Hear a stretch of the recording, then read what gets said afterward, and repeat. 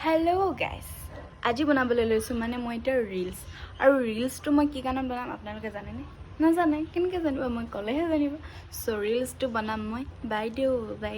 English পঢ়োৱা বাইদেউ এইটো গানত আৰু এইটো গান গাইছিলে আশীষ বৰপাত্ৰে চবেইতো জানেই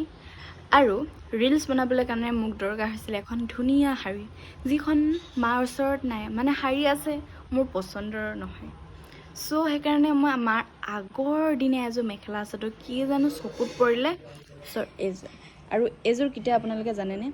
নাজানে এইযোৰ 2003 চনৰ কাপোৰ যেতিয়া মাক পাপাই বিয়া পাতি মানে পলুৱাই লৈ আনিছিলে